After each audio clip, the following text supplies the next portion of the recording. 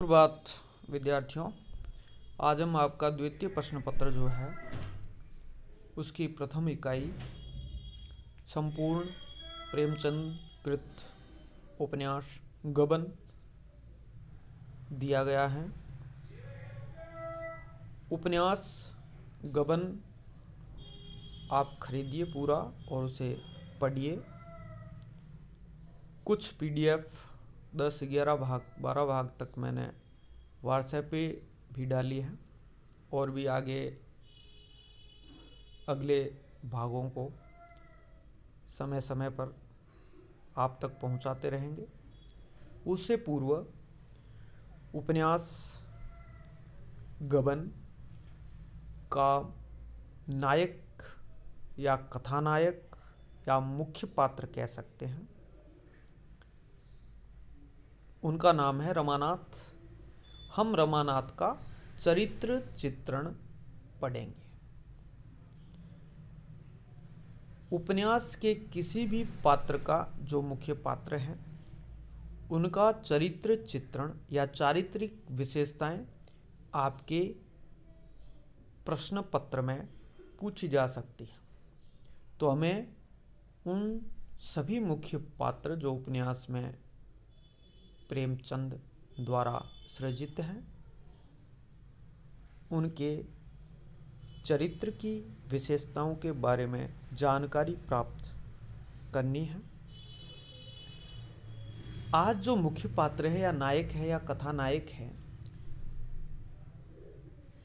रमानाथ, उनके चरित्र की बात करते हैं, उनकी चारित्रिक विशेषताओं की। आप एक निबंध की तरह भी इसका उत्तर लिख सकते हैं पैराग्राफ में बांटकर, या आप बिंदुवार उनकी विशेषताओं को बताकर पीछे उदाहरण सहित समझा भी सकते हैं।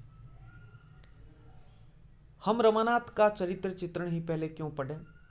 क्योंकि ये कथा का नायक है, ये मुख्य बात है, और कथा की नायिका जो जालपा है उनका पति है।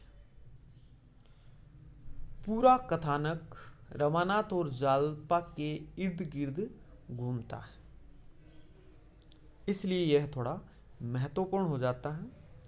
हम उपन्यास के तत्वों की बात भी करेंगे एक वीडियो में, और उपन्यास के तत्वों में भी पात्र एवं चरित्र चित्रण, और वह पात्र एवं चरित्र चित्रण एक प्रमुख तत्व है और वो उपन्यास में कहाँ तक सृजित किया गया है,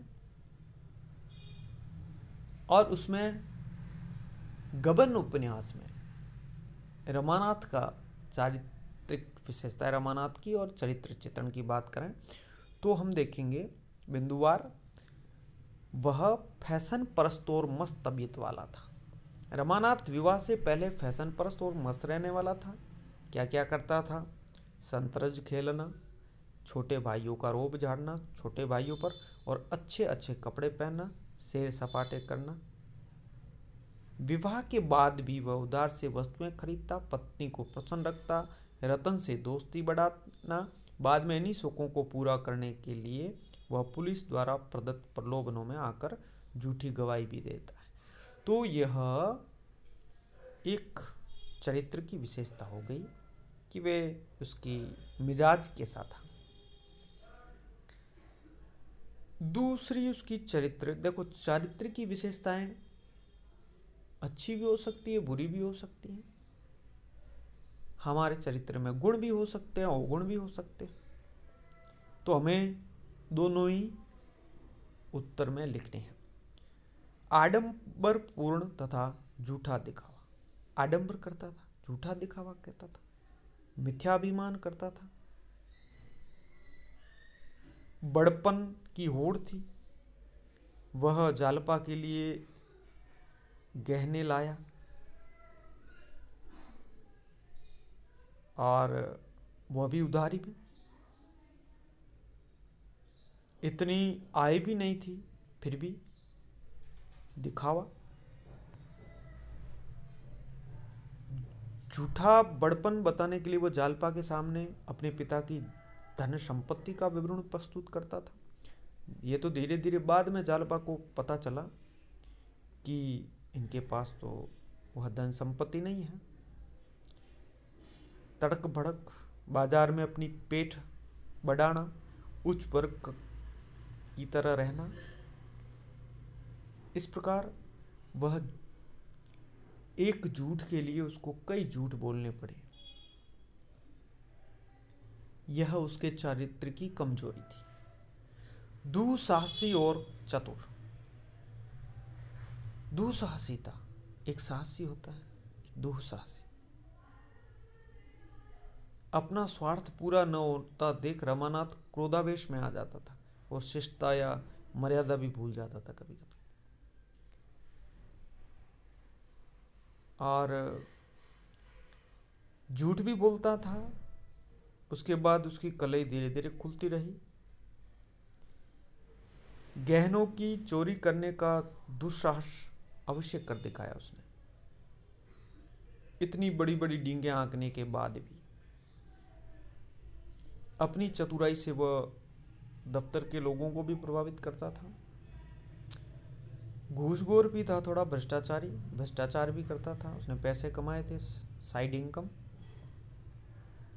रमेश बाबू, रतन, वकील साहब, देवीदीन जोहरा उसे अपना आत्मी समझते हैं। यह उसकी चतुराई का ही परिणाम। दुर्बल मन वाला व्यक्ति, वह मामूली संघर्ष भी झेल नहीं पाता और अपनी आत्मा के विरुद्ध सुविधा का मार्ग अपना लेता है। उसमें इच्छा शक्ति का नितांत अभाव है। पत्नी के गहने चुराकर स्वयं साहूकार बनता है। कलकत्ता में पुलिस के भय और प्रलोभन से सरकारी गवाह बन जाता है। एक बार जालपा के सामने सरकारी गवाह न बनने का निश्चय करके खाने पीने और जोहरा के आकर्षण में फंसकर वह झूठी गवाही दे देता है। वह तो जोहरा के साथ विवाह करने को भी तत्पर हो जाता है। यानी वो दृढ़ इच्छा शक्ति नहीं है, इच्छा शक्ति का अभाव है और उसे क्या करना है कभी कभी उसे स्वयं को समझ में नहीं आता। तो ये उसकी चरित्र की थोड़ी कमजोरी है। और ये पूरा हम उदाहरण देकर उन चारित्रिक विशेषताओं की बात करते हैं, चरित्र के गुण दोषों की बात करेंगे। उसका दृढ़ इच्छा शक्ति का अभाव है, बुराइयों की ओर खींचता चला जाता है, बुराइयों में फंसता चला जाता है। एक झूठ के कारण उसे कई झूठ बोलने पड़ते हैं। धन लिप्सा और अधिकारों की चाह के कारण वह अपनी ही जाल में फंसता है। और रामविलास शर्मा भी इस रमानाथ के बारे में लिखते हैं कि रमानाथ शहरी मध्यम वर्ग की कमजोरियों का प्रतीक है। हर कोई मध्यम वर्गीय जो शहर में रहते हैं उनकी कुछ जो कमजोरियां होती हैं उसका प्रतीक के भी दिखाया है प्रेमचंद ने अपने उपन्यास के बारे में। अहम भाव से परिपूर्ण। रमानाथ का व्यक्तित्व अहंकार से युक्त। शादी से पहले तो वो अपनी बिल्कुल इच्छा अनुसार जीता था। अहंकार उससे विद्रोह भी कराता है। अपने अफसरों के सामने झुकना भी अपने आत्मसम्मान के विरुद्ध मानता है। जालपा के सामने वो बड़पन और अधिकारों को प्रकट करता है। वकील साहब के यहाँ जाकर भी वह अपने आपको बड़ा अधिकारी ही प्रकट करता है। तो ऐसे कई उदाहरण हैं जहाँ पर उसके अहंकार को दिखाया गया है। मुंशी प्रेमचंद का यह उपन्यास गबन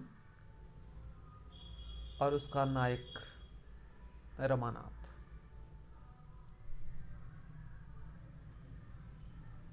उसमें कुछ अच्छी बात भी है, वो भावुक हैं, कल्पनाशील है।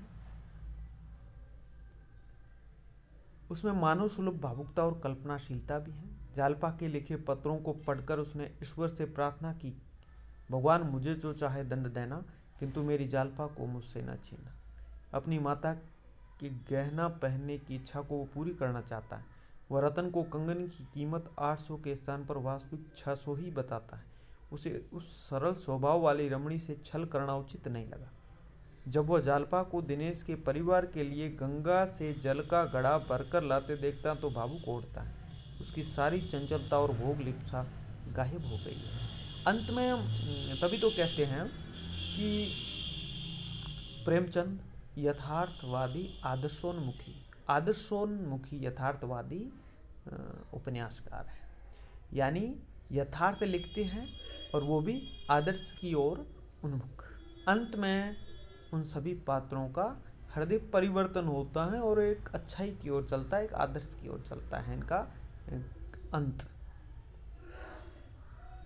तो इस प्रकार हम कह सकते हैं कि रमानाथ के चरित्र में यथार्थवादी कटुता, स्वार्थ आदि को देखते हैं, किंतु अंत में यह सब दुर्बलताएं आदर्श चरित्र में बदल जाती हैं। वो एक हृदय परिवर्तन हो जाता है, वो एक अच्छा इंसान बनता है, वह एक अच्छा प्रेमी बनता है। शुरुआत में नहीं, अंत में उसका हृदय बड़ा भावुक है। तो इस प्रकार हम पूरा जब उपन्यास पढ़ेंगे तब और भी कई इनके चरित्र की विशेषताएं हमें दृष्टिगोचर होगी और उसके आधार पर हम बहुत अच्छी तरीके से उन प्रश्नों का उत्तर दे सकते हैं। जब हम इस उपन्यास के बारे में कुछ और वीडियो के माध्यम से आप तक पहुंचेंगे, तब आपको काफ़ी कुछ इसके बारे में आपकी समझ विकसित होगी। आज हम इतना ही पढ़ेंगे। धन्यवाद।